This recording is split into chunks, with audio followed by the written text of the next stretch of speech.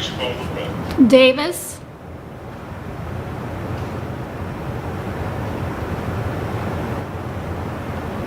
Davis. Davis here. Potter. Here. Thompson. Here. Woodard. Here. Ballard. Here. Vilmain. Here. Lohmeyer. Pugh. Here. Have I missed anybody?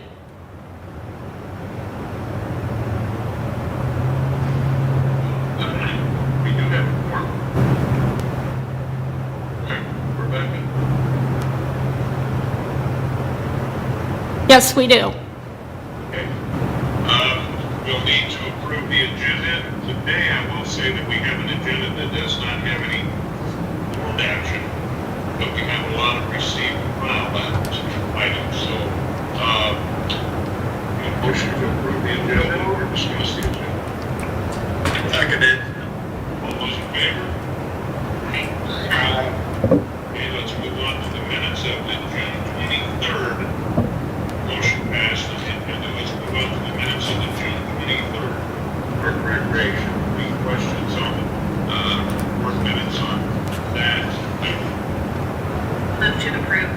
Second. All those in favor to approve the minutes of June 23rd? Aye. Motion carries, so we can move right into the receive and file, and Ben will turn that part over to you. Thanks, George. One thing I might just quickly ask is, Jay, our new park board member that we haven't had a chance to meet yet, I see a J over here.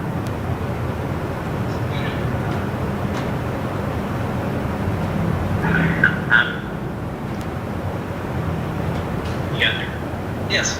Welcome, Jay. Hey guys, I guess we get through Jay was relatively new to transplant from the great city of Dubuque, Iowa, and live in Beaverville. And I'm happy to come aboard. Jay, don't worry, soon Rebecca and I and George will give you an orientation. I know it's been crazy trying to align schedules, so feel free to ask George at any time, any questions you have today, or if you just want to kind of quietly participate and learn the lay of the land, that's good too, whatever works for you. Okay, yeah, nice to meet everyone.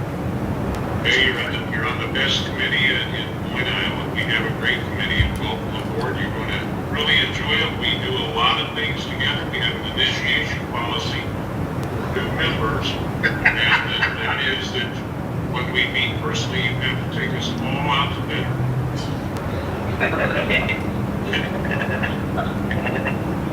But the gift law is only $1 because that's the city rules. It's a pretty affordable event. So just Bill's member raise the slot for Kim August making just to give you more background. Right. So on to receive the file. Is that okay, Chair? Absolutely. All right. First up is Lee Wheelock. He's going to give a overview with some slides on Riverview Park. It's been really excited to see that literally come out of the ground for the last 2 years. A lot of fundraising. I look at Bill Thompson as one of the lead fundraisers this week. So I know that not everybody can get out of it right now with COVID, so I'm going to bring some progress to you. Without further ado, I'll let Lee give you a quick background on where we started and some pictures and some timeline information. All right, ready? Can they see my screen? Yes. Mayor Davis, members of the Park and Recreation Board, Lee Wheelock, Park Planner. As Ben said, tonight I'm going to share an update on the construction process at Riverview Park. Riverview Park project. Just you're showing your slide preview, which still works, but it shows your next slide as well as your current slide. That's the one that's showing. Yeah, that's okay. Either whatever you prefer, what you can see. Let's see if I can change that. How about that? Better. There you go. All right. So the Riverview Park project started back in 2014 when the Parks Area Foundation approached the city with a vision to transform the park space into an outdoor concert venue And after a multi-year planning process and fundraising effort, the construction began in 2018. Just to get you oriented, this is a map of Riverview Park. The stage is at the top, center of the image in white. The History and Donor Plaza is at the end of the pedestrian bridge, just as you come onto the island. And the two playground areas will be on either side of the plaza. The two playground areas for the 2 to 5-year-old and the 5 to 12-year-old. In early 2020, Phase 3, the stage canopy, began work. Hinkle Construction, based in Ames, Iowa, is in charge of building the stage canopy. The first parts of the canopy structure were delivered to the site and unloaded with a large crane. The canopy structure that was fabricated during the spring was welded together on site and lifted onto the stage. The steel tubing that makes up the canopy is a 1/2 inch thick. The rest of the canopy structure was welded together in place over the stage. The Variety Star playground equipment was delivered to the site. The equipment was manufactured by Landscape Structures out of Delano, Minnesota. The roof panels welded onto the canopy structure, and the entire canopy was washed and final coat of paint applied. In July, trees were planted in cooperation with Trees Forever, Des Moines Forestry Division, and volunteers, including the Parks Area Foundation, as you can see here. The prefabricated clear span trusses were assembled on site, and these will hold up the Riviera stage sign over the canopy once complete. Grading began for the playground near the end of the pedestrian bridge. Here you can see the first clear span truss being lifted into place over the stage and canopy.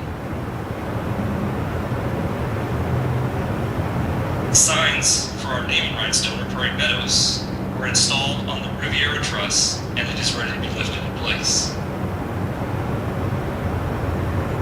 Welders are welding the large truss together that will support the Riviera sign above the white stage canopy.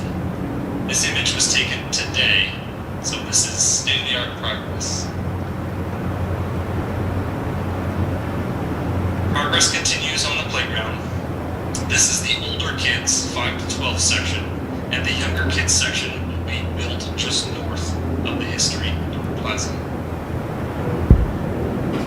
Progress continues on the playground. You can start to see the custom Riverview Park graphics created by Project 7, a local graphic design company here. Wild Mouse is ready to greet children into Riverview Park once more. Phase 3, the final phase of the project, is due to be completed next month. The Variety Star Playground is also to be completed in August. Site restoration will be completed in October, and the plan is to hold the first concert next year. Any questions about the Riverview update? Is everything running on time, We are just a bit behind schedule. We've had a few construction hiccups. For the most part, COVID-19 hasn't really slowed us down, but there's just been a few unforeseen issues we've had to resolve on site, but we're doing pretty good. Hey, I've got a question about the playground. What kind of fencing goes in between the playground and the water? We're having a fabricator duplicate the railing that is on the existing pedestrian bridge, both shape and color. It'll be a slight modification to make it more playground friendly, but there'll be a continuous railing from the edge of the bridge all the way around the sides of the playground that face the pond, if you will. It'll be open to the Riverview Park side, the stage side of it. and have a continuous railing all the way around it between it and the pump.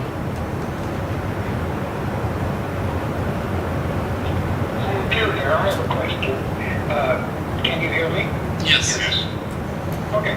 Several years ago, the Riverview, the Park Association, as a fundraiser, asked for donations, and if you donated, so you could have a little plaque made that would be put on the walkway or on the railing of the walkways from the mainland to the island. And Judy and I, my wife Judy and I, had two of those plaques made for our family. And vandals took every one of them. There were a number of them, those little plaques that were on the railing there. And I don't know what they did with them, but they pried them off or something and disposed of them. I'm wondering if there's any plans on redoing that, or I know we paid. We're going to replace all those.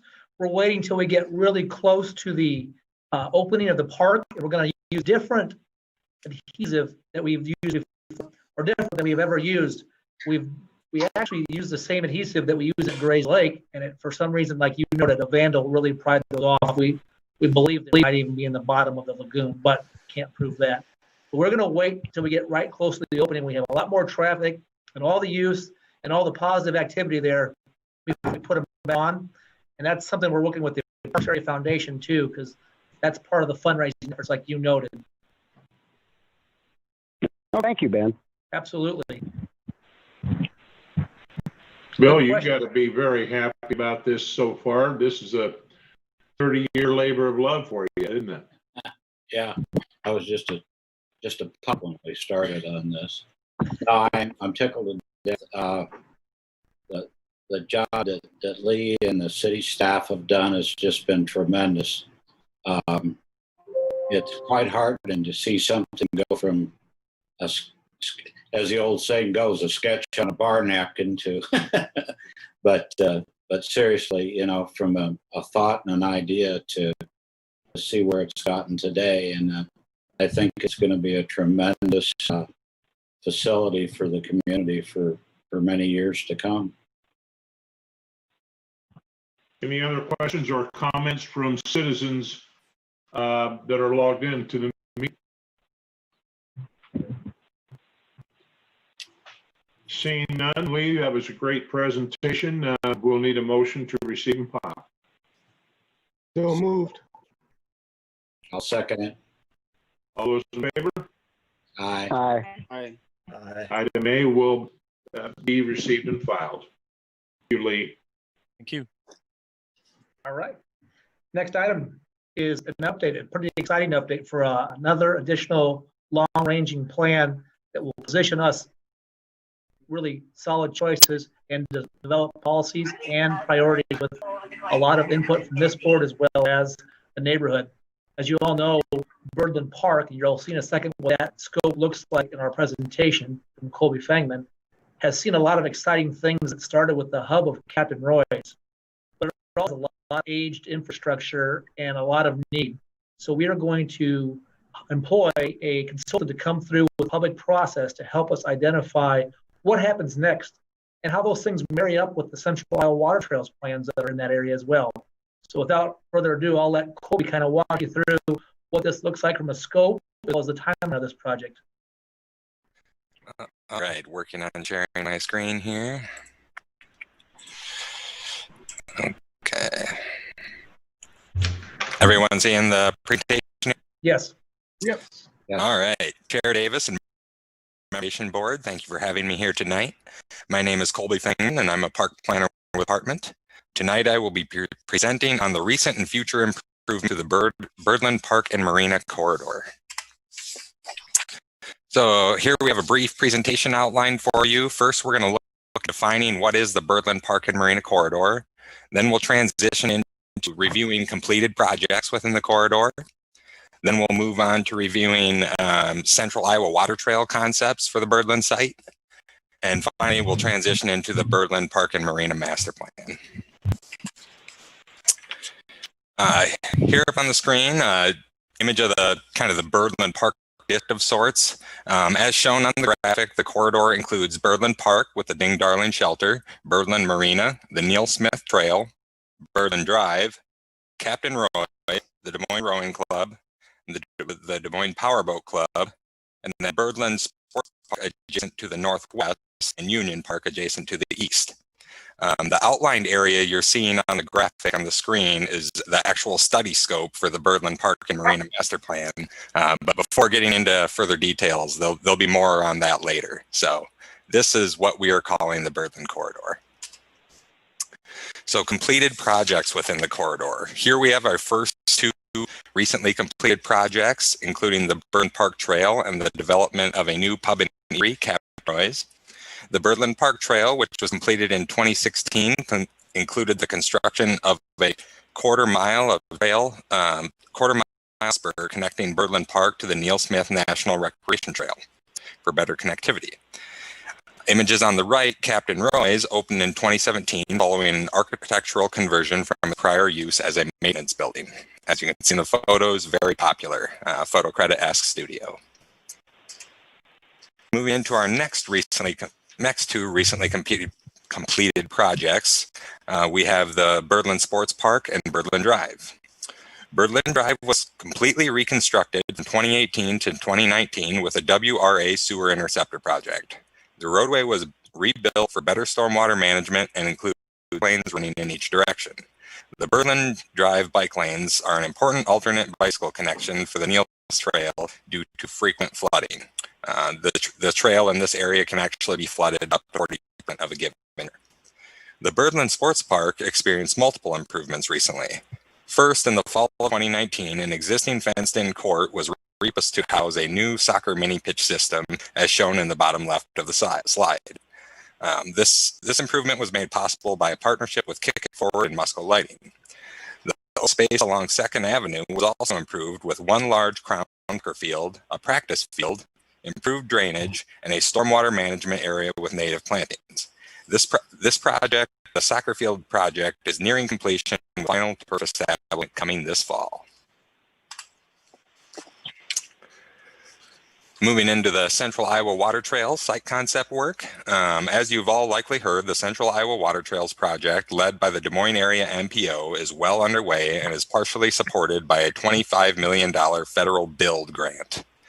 Along with Prospect Park and Harriet Street, the Birdland Corridor was selected as a key site for the project to enable the water trail.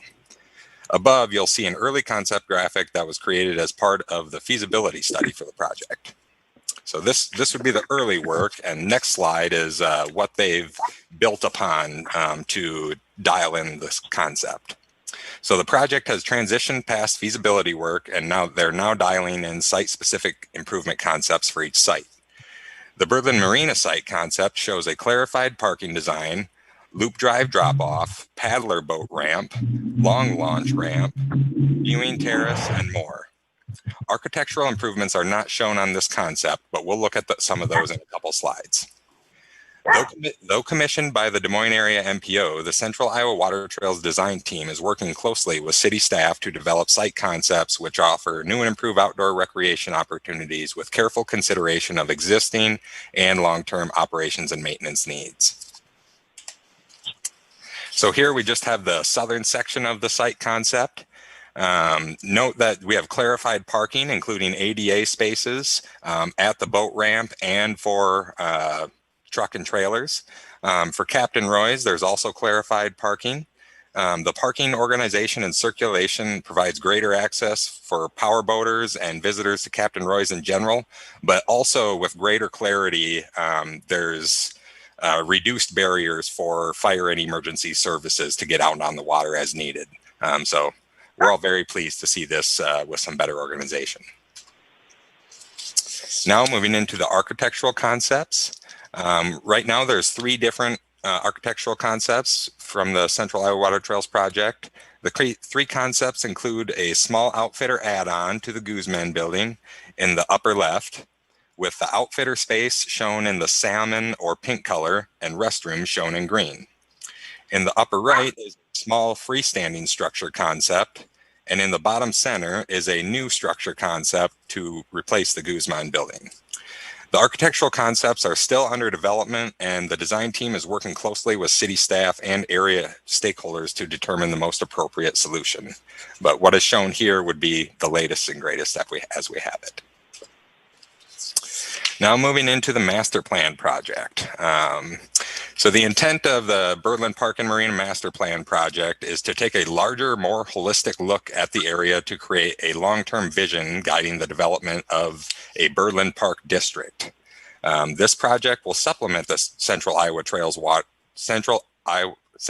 Water Trails work while also ensuring the improvements proposed with that project fit within our more holistic long-term vision for the region. The consulting team will explore the relationships between current and future proposed facilities and outdoor recreation opportunities to develop a master plan which strives to achieve the highest and best use for this entire corridor. To initiate this project, we put out a request for proposals from consultants. We received 8 proposals, and the top 3 were interviewed, and the team led by Smith Group was selected by the Evaluation and Selection Committee unanimously following interviews. The Evaluation and Selection Committee included staff from Parks and Recreation, the City Manager's Office, Engineering, Facilities, and the Finance Office. So as I mentioned, Smith Group is the lead consultant, providing landscape architecture, planning, marina, and waterfront expertise. Among their sub-consultants includes Pros Consulting. They're an economic and operations and maintenance consulting, making sure all the numbers are looking good. Then we have V&K, sub-consulting on engineering work, structural and electrical, I believe. Then we have ECT, Environmental Consulting Technology, subbing on ecology and environmental work. And then lastly, we have Ask Studios, subbing on architectural consulting.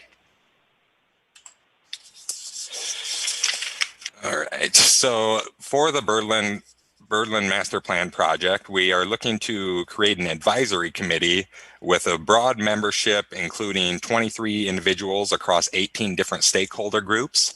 The 18 groups are shown here on the screen. I'm not going to read through them all, but it includes just about every department in the city, as well as local neighborhoods, county supervisors, Friends of Des Moines Parks, Neighborhood Association, Captain Roy's, marina tenants. So it's going to be a great stakeholder group with a lot of input that I think is going to direct us towards the best solution. Hey, Colby, this is Ben. I'll just pause you for a second. One thing that we will be asking the board to channel up through George is we're looking for a volunteer. We only have 1 seat. We'd like you to work with George, and then George will let us know who he decides is the best fit for this to represent the board. But don't worry, you'll get an update throughout the process, and you'll get to see a final proposed plan once we're done via our consultants. So it will come back to all of you, but sure would like one of you to sit alongside the process because we have so many other great stakeholders. And I can tell you offhand, it's going to be approximately 4 to 5 meetings. So not an enormous commitment, but it'll definitely be a valuable experience. And so maybe in the next 3 to 4 weeks tops, we would like to have that from George, that appointee. I'll volunteer. Yeah. Great. There's 1 volunteer. If there's others, just send an email to George, let him know. Anyone that's interested, please get in touch with me and we can try to wrap this up maybe next week or the week after. And Great. Sounds to me like this is moving forward very quickly. So that would be great. Kobe, is that a Des Moines group that has all these stuff together on that, or the Smith Group? Yes. So Smith Group is a 1 second. They are a multidisciplinary international design firm. So they include planners, landscape architects, whole slew of design, and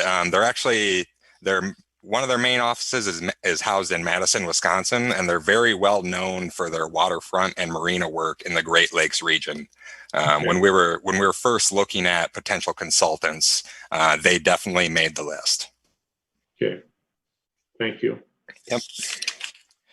All right, moving on to current slide. All right, the master planning project is anticipated to kick off early August 2020 with a 6-month project timeline.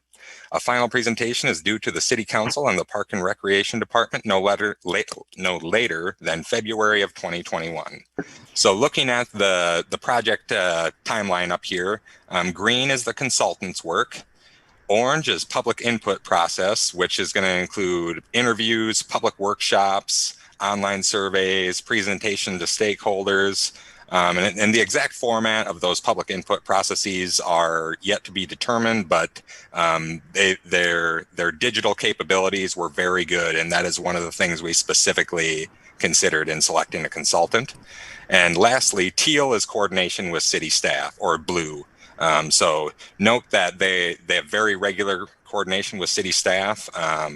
So we are confident in the schedule Smith Group has put together, and we are meeting on tomorrow to discuss next steps to kick off the project.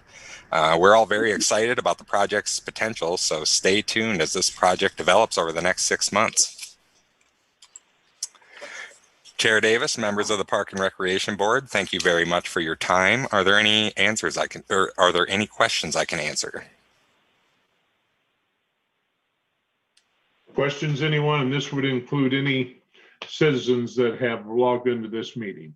Questions? I guess I've got one. I noticed a long list of consultants. Are any of those consultants doing work that city staff could do? So the consulting team is a rather large consulting team. So with Smith Group, they have 3 to 4 staffers. Pros Consulting, I believe, has 2. ECT has 1. I believe Ask Studio has a couple, and VNK has a few.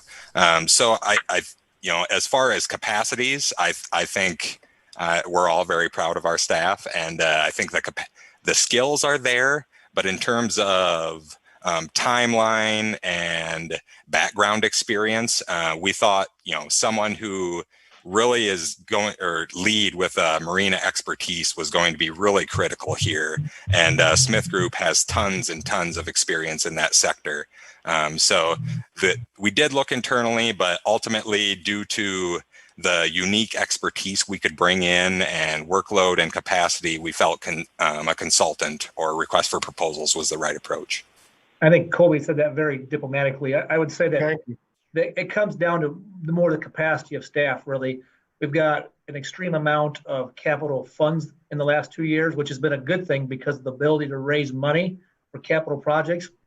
But the projects also have deadlines to meet, so it's more of we can't keep up with the current workload with the current internal staff that we have. This is very similar to what engineering does. You just don't see it because you all get to sit on the park board. Most of the street work that you see is actually consulted out these days too, just because the sales tax added a whole new level of investment in our community. So between the expertise of the waterfront that we don't really have a lot of experience with in Des Moines, plus the staff workload, that's the reason that we've chosen to make this one of the few things that we add a consultant to help us with. Does that help, Joel? Certainly does. Thank you very much, Ben, and thank you very much, Colby. No problem. Anything else for Kobe? Kobe, thank you very much. No problem. Thank you. Looking forward to it. Nice presentation. Thank you. I'll just close on this one to tell you that the city council already approved the contract, so we are really close, and they're excited as well. We'll have 2 honorary chairs, Linda Westergaard and Tom Hawkinsmith. So that'll be exciting. We'll have much higher level of input from the beginning rather than the normal process, which is to bring them the final product after it's all solved. So exciting times for all of us. Next up. We need a motion to receive and file. So moved. Second. All those in favor? Aye. Aye. Opposed? Part B has passed for receive and file. Great. Next up, it's hard to believe that the Fleur Drive median beautification is already 15 years old for those that have been in town for a while and use Fleur Drive regularly. And that means that it's a good time to look at them because Fleur Drive's been under construction. So I want to kick this off before I hand it off to Julie, who's been maintaining the relationship with Des Moines Waterworks to maintain those beautiful medians, to tell you that The public-private partnership that established this back in 2004 was strongly set up by Janice Ruan and her husband, and they're back to help us take a look at these to make sure they're still what we need and they're providing the beautification the way that they should. They're sustainable, and they can also take care of some lessons learned from the last 15 years. So without giving away Julie's presentation, I'll let her take it from here, and you'll see kind of where we're going in the near future. Okay. Can you see my screen? Yes. Okay. Good evening, Chair Davis and members of the Park and Recreation Board. Thank you for allowing me to brief you on the history and beautification of Fleur Drive. I'm Julie Hempel, Horticulture Inspector for the City of Des Moines Parks and Recreation Department. Fleur Drive stretches 3.5 miles north-south and has 17 medians from Army Post Road north to Martin Luther King Jr. Parkway. It's a 4-lane road with a speed limit of 40 miles an hour. In 2004 to 2005, the makeover of Fleur Drive began. It was a 4-year project to improve the Fleur corridor from the airport to downtown. Doug Hare, a landscape architect from Chicago, was hired to improve the look of the existing medians. The initial project was more than $2 million, which is paid for mostly by private donations.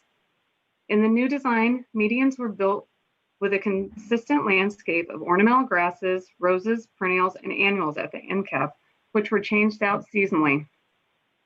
A 28E agreement was completed with Waterworks in the City of Des Moines, which states parks would purchase or grow all the plants for the medians, and Waterworks staff would complete the maintenance tasks.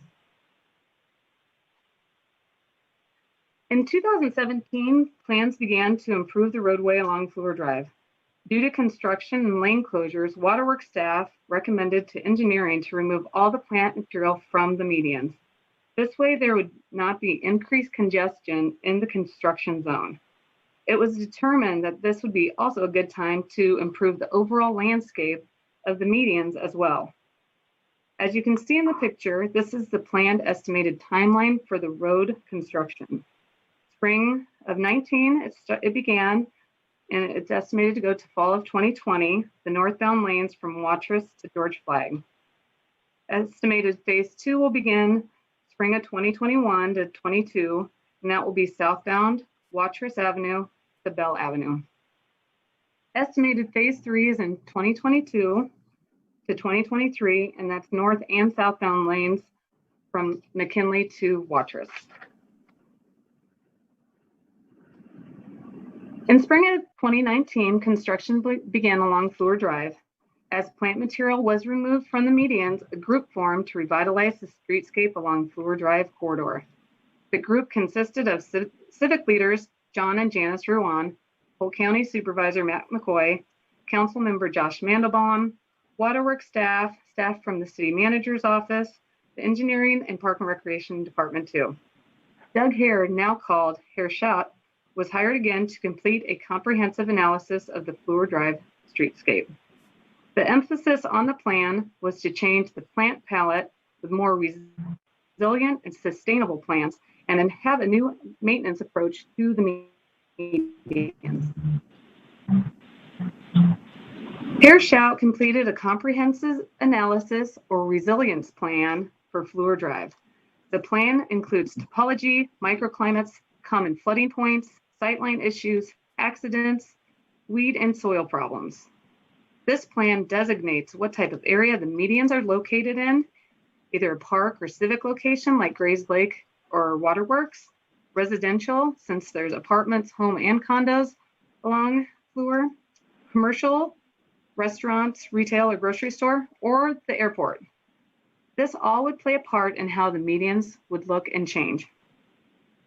In the picture shown, the current conditions are indicated in the left picture. And on the right picture is the recommended new landscape. As you can see in the picture, the plant material is not as tall to reduce the sightline issues. The existing landscapes along Fleur Drive is highly organized with different blocks of plants, which means if we had a cold winter, there was a chance we could lose a lot of plant material, causing blank or dead spots in the median. The proposed planting layout will address all the challenges specific to each median. It It will also have an organic overall form and arrangement of the plants that will be more forgiving. The plants will flow into each other instead of distinct separation of plant material. The naturalized design will allow for greater flexibility where replacements can be tailored to the best performing plants within the medians. There will be low growing annuals to preserve the sightline and add additional seasonal color. The annuals will rotate with the seasons to complement the perennials. The plant palette will be picked from categories of low and taller height perennials, trees, and shrubs, all that are tolerant to urban conditions and hardy to Iowa winters. Plants will be picked for flowering sequence, texture, shape, foliage, fall color, and maintenance. There will be more diversity in the plant selection too, instead of the same sequence of 6. A great addition to the medians is irrigation. To reduce staff time and lane closures on Fleur Drive, irrigation will be added to all areas that are currently under construction. Currently, Hershout team is working to have the design and plant selection completed by September.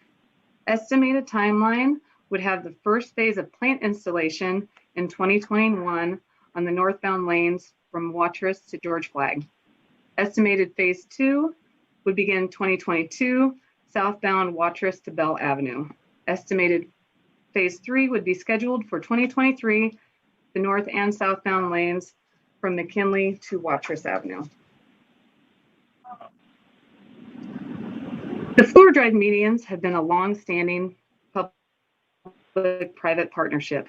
The city has allocated funds for irrigation installation in phases, removal of plant material and soil where the road is under construction, and install new sub-drainage in the medians.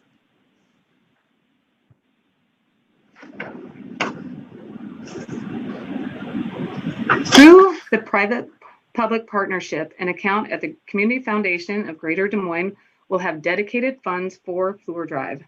The funds will pay for consultant services and design, plant material, soil, and mulch specifications. The private group will continue to raise funds for the purchase and installation of plant material, soil, and mulch. Moving forward, staff will develop a donation agreement for City Council's consideration. This will detail the responsibilities of the city and the Community Foundation of Greater Des Moines. There will be an estimated final phasing plan for the project. The city will finalize funding requirements as part of the next CIP budget process for City Council's consideration. And then starting the first phase of plant installation in 2021, subject to successful fundraising. This will continue until all 17 medians are revitalized. 17 meters. Thank you, Chair Davis and Board. This is my overview of the Fleur Drive Median Revitalization Project. Are there any questions? And George, this last one's for you. Oh, yes, okay. I like it. I like it. You know, I think that Fleur Drive flowers along there is just beautiful. Sometimes we have people in neighborhood meetings that you know, have negative comments about it or the money that's spent on it, but I really think it is just an asset to the city of Des Moines. Ben, do you have a lot of budget money in that? We really don't have a lot of budget money in that because of our partnership with Des Moines Waterworks. So we grow the plants from seed. You've seen our greenhouse presentations where we have 1 3/4 time staff assigned to that budget. They use a lot of volunteers to do that. Occasionally we have to have a significant, but not significant in the grand scheme of our budget, investment in some of the hardier materials that aren't grown from seeds, like shrubs that die out occasionally. I think the good news about all this is the lessons learned. We have a few complaints that we know we can solve now, like some vision issues when you're turning off of those medians. We can do the new design that has lower plant material. We have sustainability plants that we can change out for some of the ones that are more resource needed plant maintenance. And I think at the very end of the day, the fact that a lot of this has been funded with the private sector, not only to start with, but now again, The consultant fees have been generously donated up to this point in time and still will be to get to the end of this plan. And the commitment, should the city council accept this idea, and this presentation is going to them on Monday of next week at their workshop. This will be privately fundraised to purchase all new plant material, all new soil specs and soil, and the mulch and the drainage. So a really good private-public partnership. It's probably one of the original ones that kind of kicked off the great private-public partnerships that we see all across Des Moines. Thank you. Any more questions for Julie? I've got a question. Are all the medians numbered? Yes, they In the are. Oh, yeah. 1 through 17, 1 on the north end, 17 down by Army Post Road. What other roads have medians? There's a few that have medians that are underneath the Parks and Recreation Department's jurisdiction. At South Ridge Mall and Southeast 14th, there's 2 large medians there. There's a few on the east side. I'm trying to think. Julie, you'd probably be better because you maintain these. Yep. University over by Hubble. Yep. There's a small one over there. We have some responsibility on a little bit on the boulevards, but not too much. The boulevards typically participate in the neighborhood flower program. So they will get flowers along Kingman, Polk Boulevard, and Cummings Parkway. What's Well, thank you very much. do you know roughly the length of Fleur Drive, the total feet or miles of? 3.5 miles where the medians are located.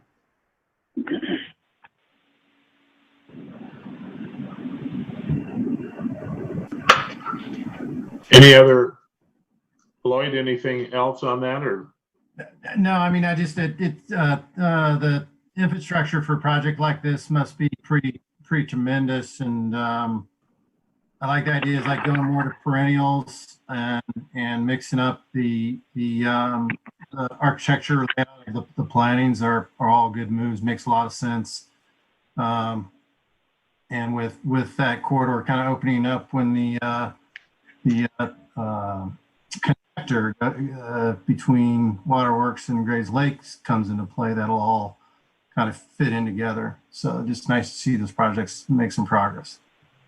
I think the number one complaint, if you want to call it a complaint, that the city receives is the Waterworks process of watering. Not their fault, but it does block a lane. So when we talk about irrigation as part of this plan, it's already happening in the first section. I don't want you to think of your standard irrigation that heads pop out of the ground and they're seeing water. This is drip line irrigation for those plants. You won't even, most of the time, you ever even know it's there or see it going. So you don't think about a bad picture of water spraying all over the road. It's water lines that have little holes in it that drip through the flowers, not on the grass end caps even, just in the flower arrangements. Anything else? Julie, that was a very good presentation and very informative. Thank you very much. Thank you. Move to receive and file. Second. All those in favor? Aye. Part C has been approved for receive and file. Now we move to Woodland Cemetery. Another great public-private partnership. So Ganesh is here to give an update. We're moving into a third phase of the monument restoration. So we thought you might find this interesting to hear about the progress. So without further ado, again, I'll let Ganesh go with his details here. Good afternoon, Chair Davis and members of the Parks and Recreation Board. Ganesh Ganpat, Parks and Rec Supervisor, Cemetery Manager. Well, I trust you can see my screen. I want to take you back a little bit to how we got started with this project. It really has made a tremendous amount of impact and lives that have been touched that we didn't anticipate. We have been well aware for a long time that monuments were leaning and had been tipped over at Woodland. Buzz Brenton and Mike Simonson came to us and wanted a pilot project. And they picked an area of the cemetery, a fairly visible area, so it'll be well seen to the public. And what they brought was $25,000 of private fundraising dollars, and the city stepped up and matched that support to reset these monuments so that they're leveled. And the whole project basically took off, and it got some good attention what was important was to get private fundraising involved in this whole aspect. We did pilot it again for another year, and then we took this major leap with the efforts of Ben and Mike Simonson to get Polk County supervisors involved, and they stepped up in a very significant way. We received a $150,000 grant towards the project. I want to share a little bit of a summary in the past few years what we've been able to accomplish. So when everything is said and done, this will be about a $400,000 cash in and cash out project.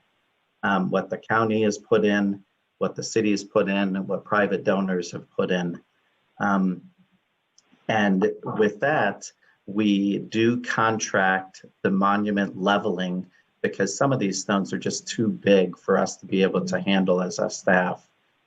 The city staff has reset about 2,200. The contractor thus far in the past 2 years, or 3 years that we've been doing this, have done 1,000. Now, a huge part of this project engages volunteers to help to clean the monuments. And I'm going to touch on volunteerism in a little bit and how we could bring in volunteers to help in the next few months. But the volunteers have cleaned 5,500 stones. They've put in nearly 1,300 hours, and that's valued at close to $32,000. Now, our city staff are able to move and reset some of the smaller monuments. And then our team also goes in and adds a lot of holes fills a lot of holes for the monuments, some of them that have been sunken in. And then we do reseeding of those areas so grass could grow up around the monuments. So the goal for this year is 1,000 monuments to be done by the contractor. It already went out to bid. We've already awarded the project. It started on July 1st. And then staff are doing 1,500 monuments. And then our goal with the volunteers is to do 2,500 stones to clean those. So where we're at, and this number actually changed as of today because the contractors have been out. They've had some beautiful dry days to be working with. They've done nearly 500 monuments. The staff is well over 150 that we've reset. There are some of our guys actually today. This photo was just taken today of them working. And then we do have to go around and inspect every monument to be sure that the contractor has done their work, to be sure it's level, to be sure that it's stable, and also to be sure that there's no damage that was done in the process of leveling this monument. Now, I talked earlier about volunteerism and how important it is. We've set aside 10 days to engage volunteers to come out and clean the monuments. Now, George, I know you're well skilled at this. You've done it before, as well as many other park board members. We are calling on volunteers. These are going to be morning shifts from 9 a.m. to about noon. You could call us or you could go online to this website. I just looked a few minutes ago, and of the 100 spots that are available for volunteering, 27 of those are already filled.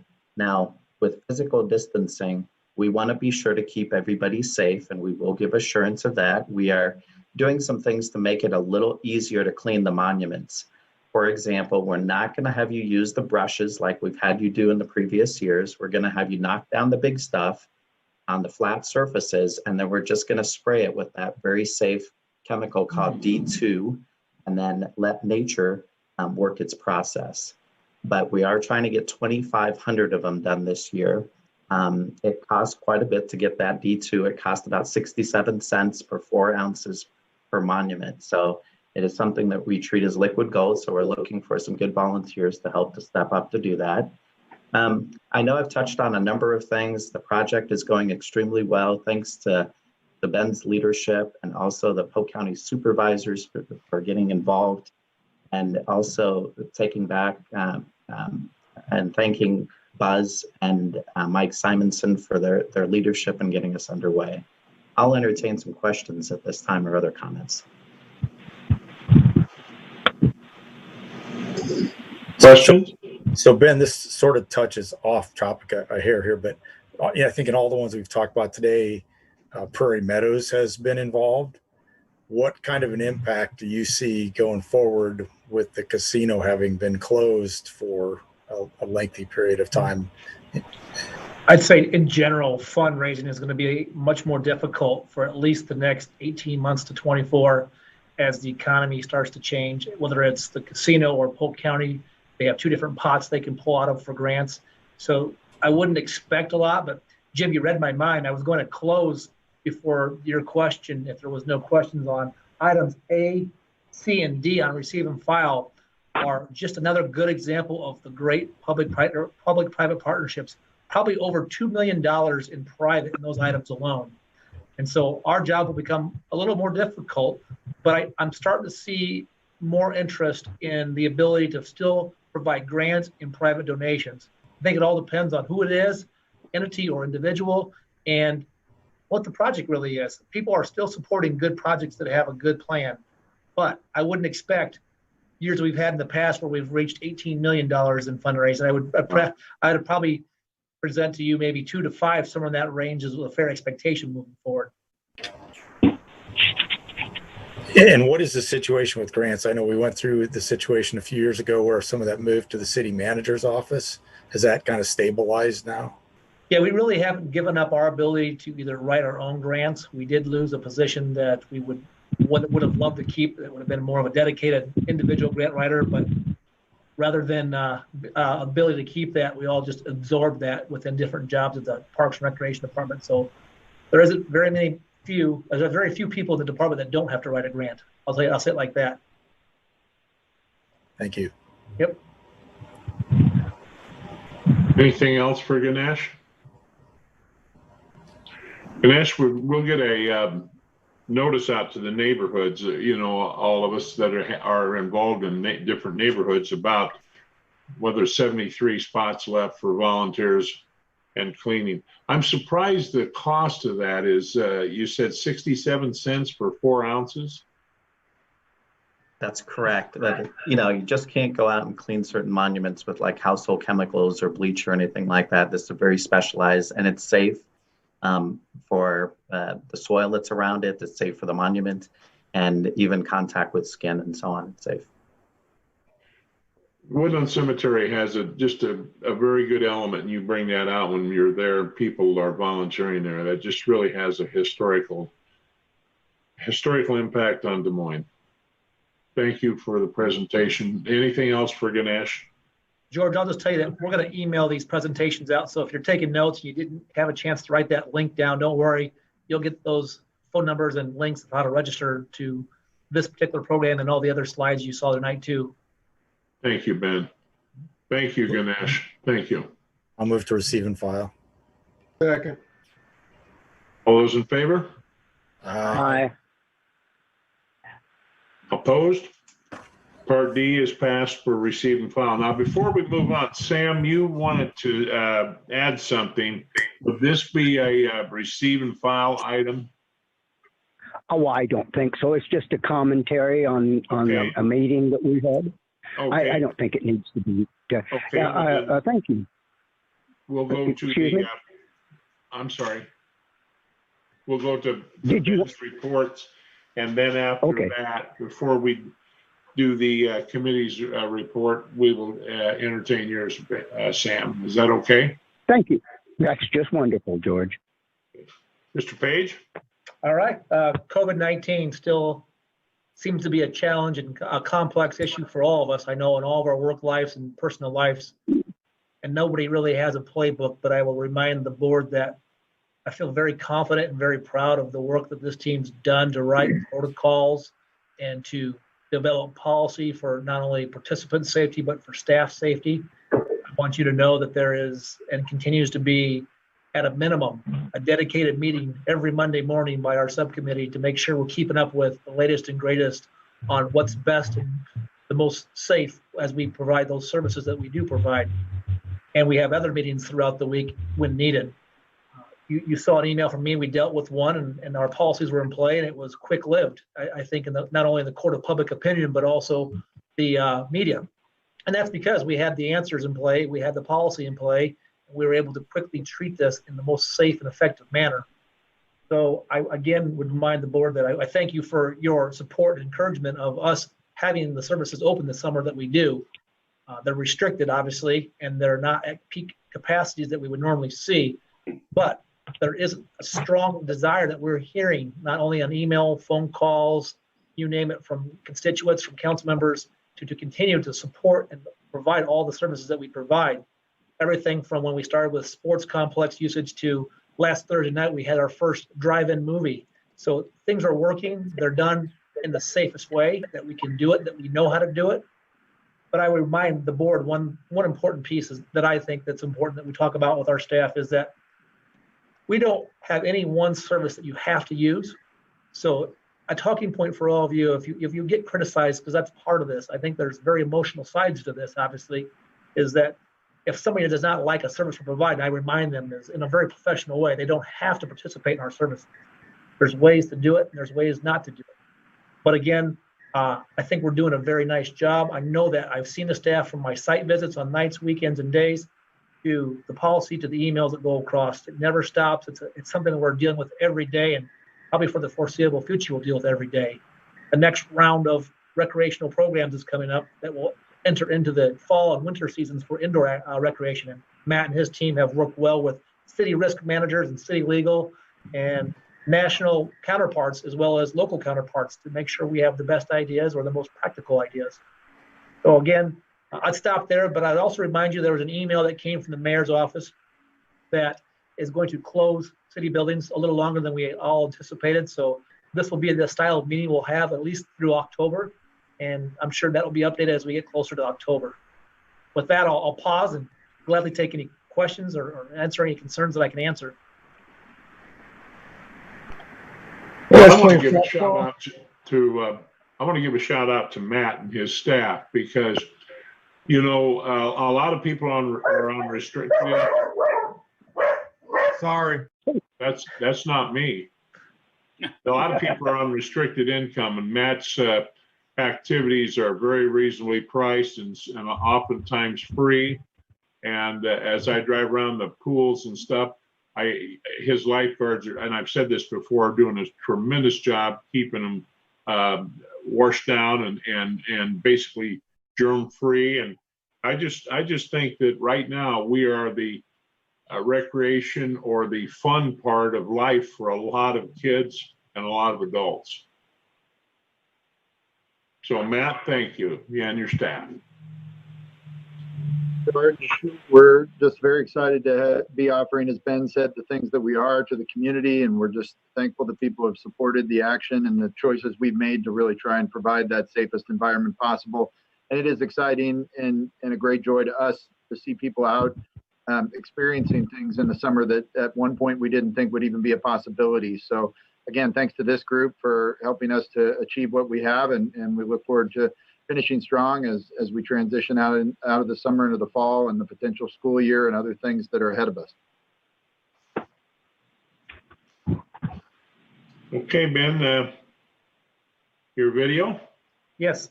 So before Rebecca is going to pull up the video, I'll just remind the group that we are a National Recreation and Park Association gold medal finalist. We'll hear more in October. One requirement of that was to make a video that would kind of show a little bit of a sampling of what we do and the services we provide and how we service our community. And it was a challenge because it was in the middle of COVID and trying to get folks to, send us videos and trying to think about all the things we needed to shoot live. So Jen Fletcher did a great job. She's on the call tonight. She pulled this together, and I want to give her credit, but it's a fun video. It's a little over 6 minutes or so. And that's the last thing we have on your agenda before you get into your report. So I hope you'll be okay with entertaining a little 6-minute video. All right, Rebecca.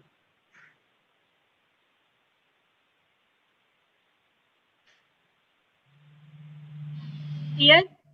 Not yet.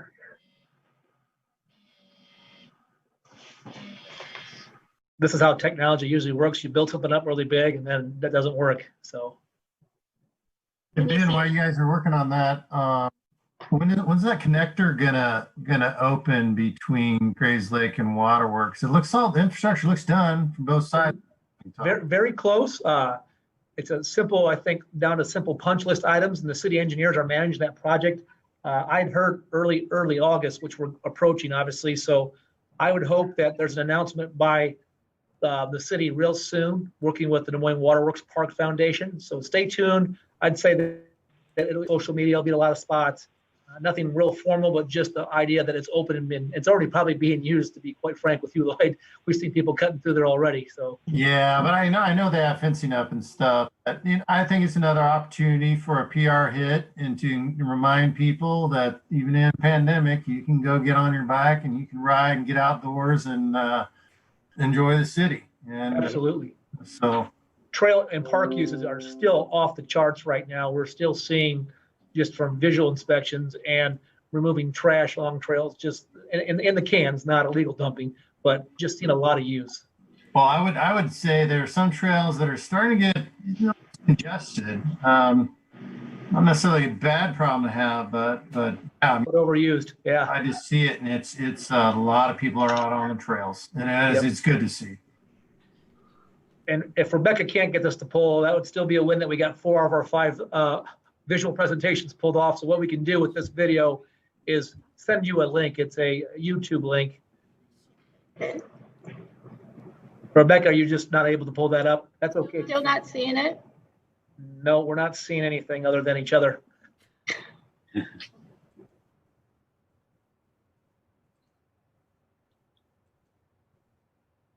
You really don't have a video, do you, Ben? Yeah, it's budget cuts. We were just talking about it, but oh, something's happening here. Here we go. All right. Thanks, Rebecca. You saved me from George. Is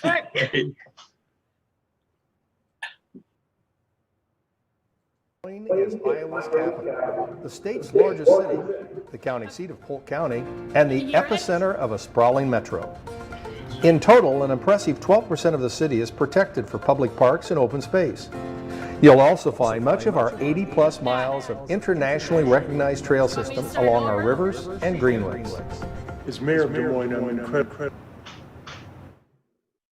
Iowa's capital, the state's largest city, the county seat of Polk County, and the epicenter of a sprawling metro. In total, an impressive 12% of the city is protected for public parks and open space. You'll also find much of our 80-plus miles of internationally recognized trail system along our rivers and greenways. As mayor of Des Moines, I'm incredibly proud of our park system.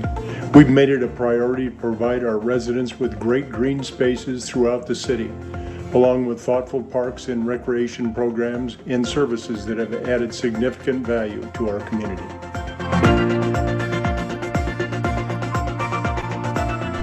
Parks, trails, and green spaces are areas that make Des Moines beautiful. 75 parks, 81 miles of trails, and other amenities positively contribute to the great quality of life we enjoy. These have played a significant role in the numerous awards our city has received. They are the heart of our community and the strong identity of both individual neighborhoods and what defines the city of Des Moines.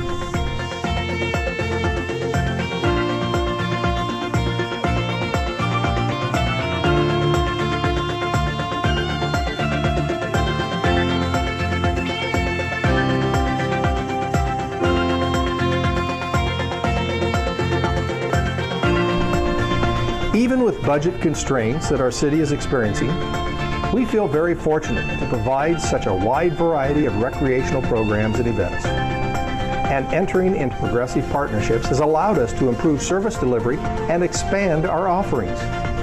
For 325 days a year, our team provides programs for over 16,000 people of all ages and interests. From athletic leagues to yoga, there's truly something for everyone. Our environmental education team provides a variety of offerings teaching people to not only enjoy nature, but to respect the environment while doing it. And our swim lesson program continues to grow, with nearly 3,000 participants learning this valuable life skill.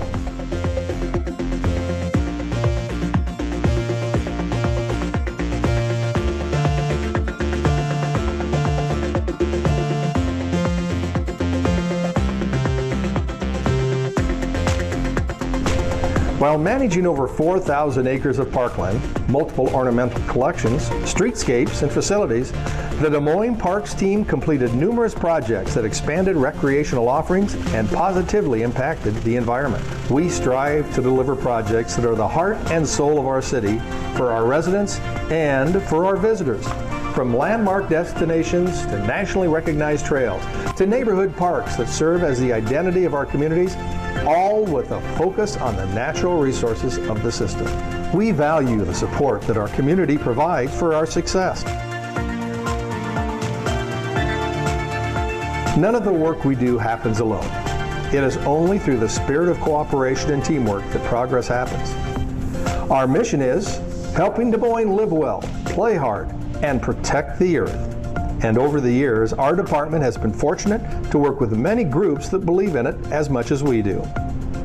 Our volunteer program has experienced phenomenal growth over the last 11 years.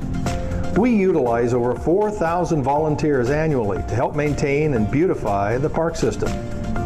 Volunteers are vital to our organization and enhance our efforts to preserve and maintain our public spaces, as well as help us stretch our financial resources.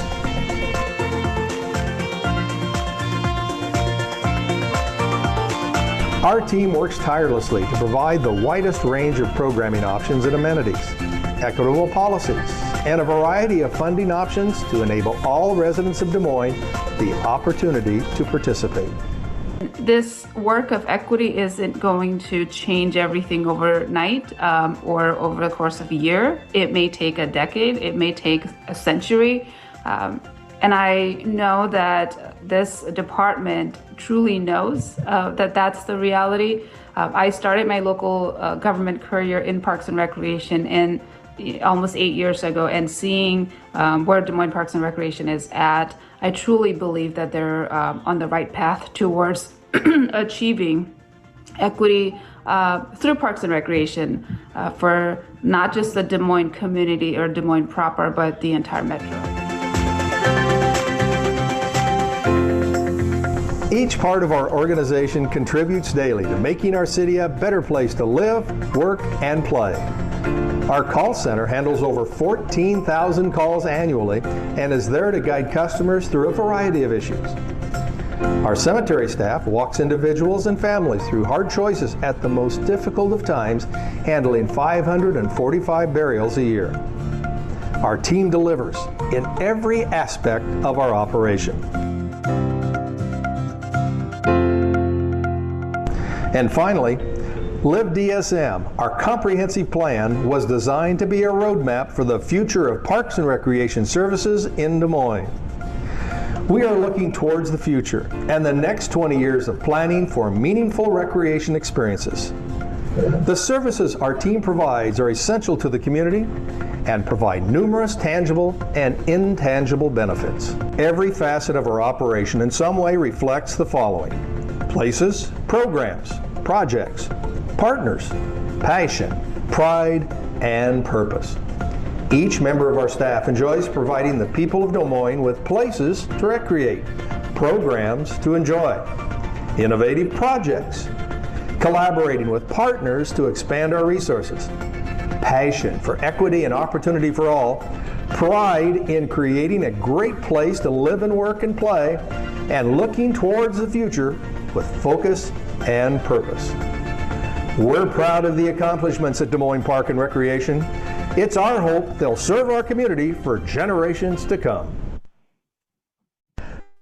Des Moines is Iowa's capital. Well, hopefully that gives you an idea of how impressive our work is. As your work is our work too, and the residents, what they demand out of our services.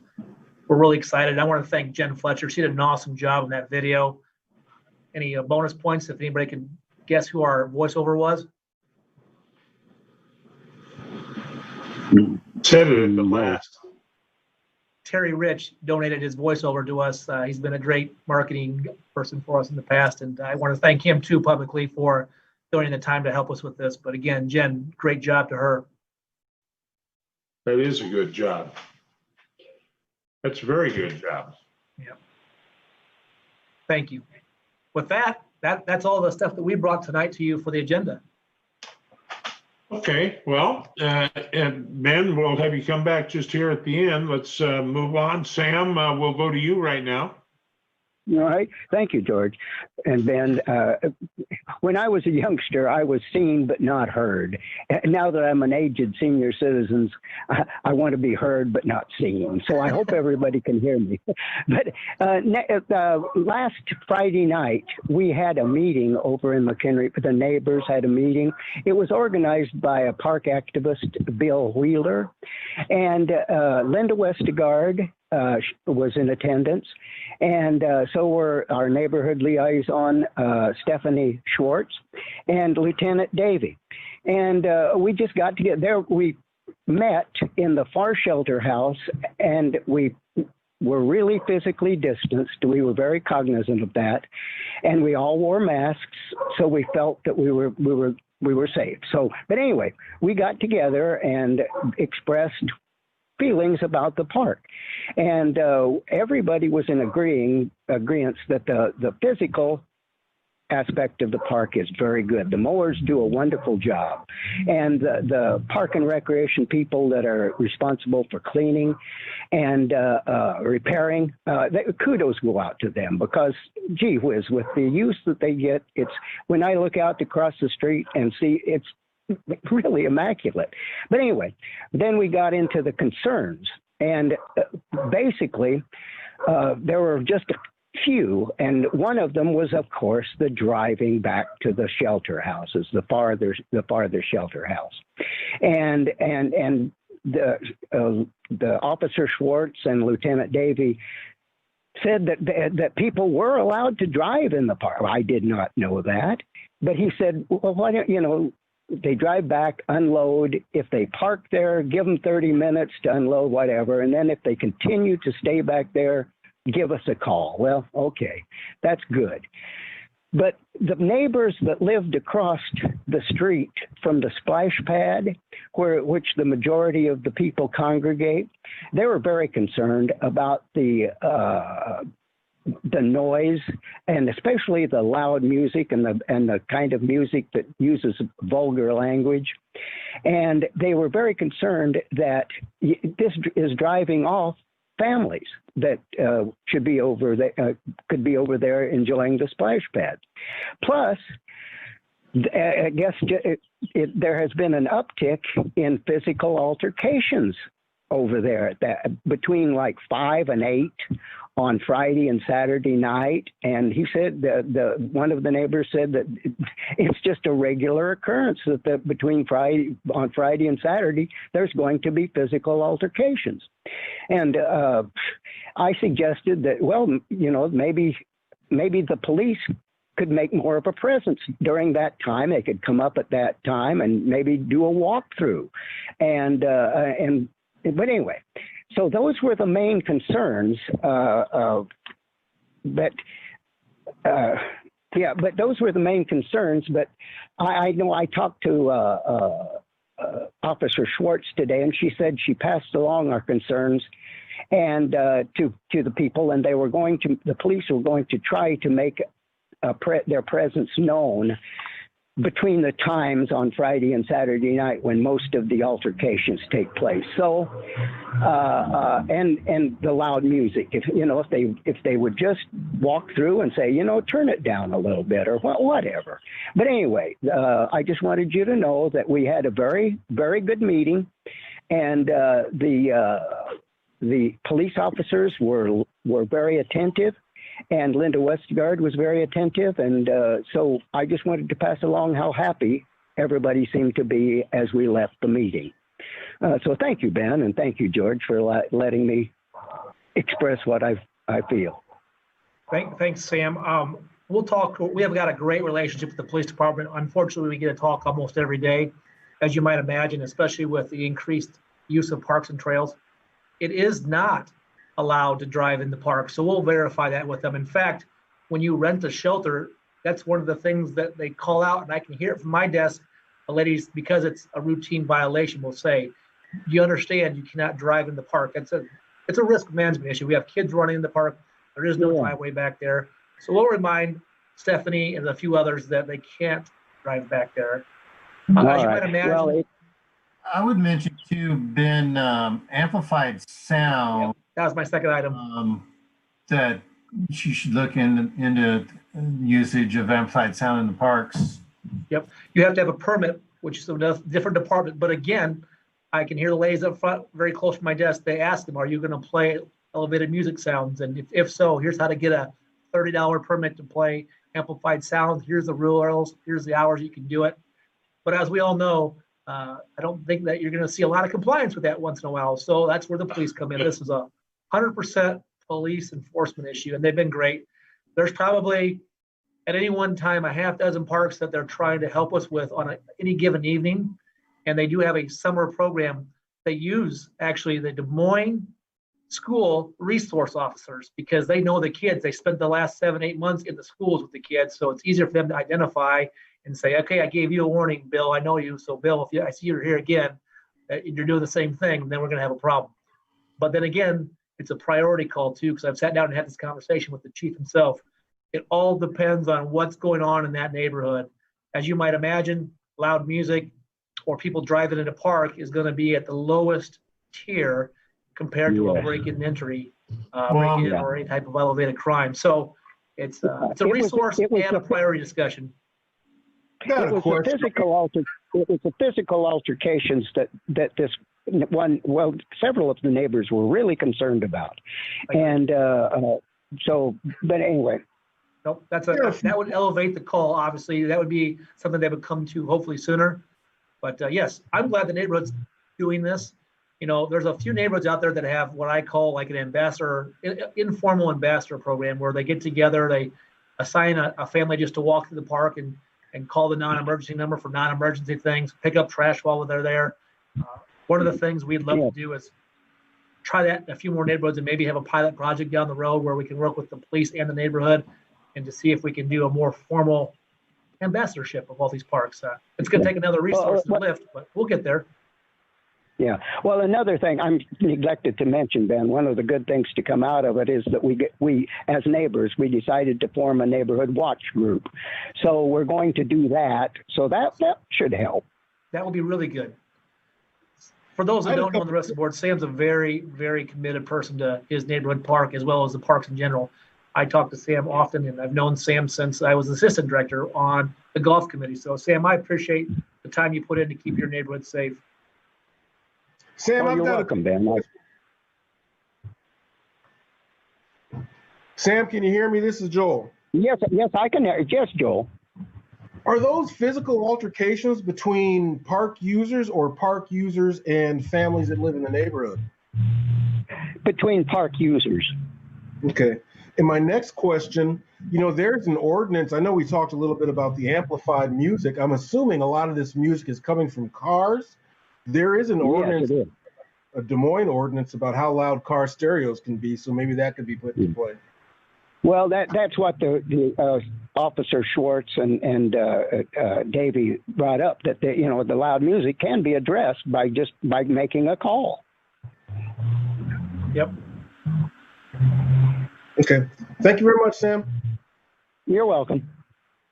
Thank you, Sam, and thank you, Ben. Ben's going to pursue it and reach out. And one thing we all know with our life experiences is there's always going to be someone around that wants to ruin the good time. We know that. Yeah, amen to that. Thank you, Sam. All right. You're welcome. Moving on to the urban conservation. Andrea, are you here? Did you guys have anything this meeting? We did not. So much of our summer meetings are typically in person at the parks, checking out those projects and with just all the restrictions. And we also have a couple of members who don't have the technology accessibility. So for all of those reasons, we are holding off, and that may be the case with the announcement of the buildings being closed again for October or through October, but normally we would meet in September, but I'll have to talk to Paul about that just to confirm. So either way, we did not meet, so I don't have any updates at this time. Thank you. The golf committee, Cindy's not here, so Sam, you want to handle that? Well, we haven't had a meeting for a while, but just to say that the golf courses are very, very busy and in very, very good shape. So I highly commend the C Corp in their efforts. So no, I think things are going well as far as the golf in the city is going. Thank you. Joel, Citizen Cemetery. I was unable to attend the Wednesday, July 8th meeting, which was held in person at a great restaurant. But the next appointment or next meeting is scheduled for August 5th, and I will be in attendance there. Thank you. And then trails, Sarah or Jim? We have not met. We're scheduled to meet again in August. We'll see what happens there. But both Adam, who's with the county, and Colby, who's with the city, have submitted reports on updates to projects within their jurisdiction. So Colby reports on McCray Park Phase 3 improvements. What I'll do is I'll just submit this written document to to Rebecca, so she can include it with the minutes and not go over all the things. Some of them we touched on with what Colby presented. And with the county, I'll touch on a couple of the bicycle stations that they're going to try to put in place. Fix-It Station on Chautauqua Trail. Difficult speaking. Easy for you to say. Yeah, really. And then also one at Easter Lake on the Mark Ackelson Trail. Then the other thing, and this will be included with what I send to Rebecca, but Polk County is looking for some suggestions for minor bond improvement projects within the county park system. So if you have any of those, I would suggest you submit them back through me or through Adam, because Adam is going to coordinate all that. So that will be our update. And do they have to be for their parks, or they be for our parks? I think it needs to be for the county parks, but Right. the trail group covers the entire metro. So I just thought I'd throw it out there. I happen to spend a lot of time in the county parks where I live. Yep. Me too. Yeah, I've seen you there. Thank you. Do you know if that included trails, money for trails? It could be for trail improvements if there are some. It's suggested that the projects be for anywhere from $500 to $25,000. So it could be some interconnect between city and Polk County. Potentially, at the very least, I'd suggest you make that request so we can at least discuss them. How about for just golf course? Just golf. Send it, as I say, if it was a trail, send it to Jim since he's on the trail committee. But if it's that, Lloyd, send me a note and I'll gladly take it to my counterpart to talk to them. I appreciate it. I'd appreciate that. Easy. Thank you. Okay, brings us no more. One thing we just mentioned, because the golf committee, Jenny sent me a quick note to remind me, is the only real golf action that's significant that will be on the next council agenda would be a cart pass at Blank. It's been one of the long-awaited CIP projects after we hit the other two priorities, which was the Waveland Clubhouse roof, and we did some other irrigation repairs. But long story short, there's a lot of cart path repairs at Blank coming. And if you hear anything, that is funded by the golf user fees. So our share of the revenues from our golf contract, it's not from sales tax, it's not from bonds, not from tax dollars. It's from the golfers' user fees. Okay. Well, and then that brings us, thank you, Ben. That brings us to, we have our executive board meeting via Zoom, and that's on August the 12th. It's a Wednesday, of course, 7:30, and I'd like to have every one of you attend. That's open to anyone, even though it says executive board, it's open to all members, and we appreciate any of your comments. It sounds like we're going to be meeting via Zoom for quite a while now, so it's at least we're meeting, and that's fantastic. Does anyone have any comments to add before we get ready to close? And all of a sudden, everyone went silent. Ben, anything to add? Just let us know if there's any way to make this more accommodating for you to have these Zoom meetings. If there's something we can be better at, we're still learning our way too. I do want to thank Rebecca. She has spent a lot of time learning this system and making it work and teaching all of us. So thanks to Rebecca too. I think this is really good. And Rebecca, you know what? Let's give Rebecca a hand. Maybe she can hear us. Yeah. Yeah, Rebecca. Take it off mute, Jim. All right. Okay. If with no further business, I'll move to I'm adjourn. looking for a motion. Second. Okay. We are now adjourned. Thank you very much. Thanks, everybody. Have All a right. good night. Good night.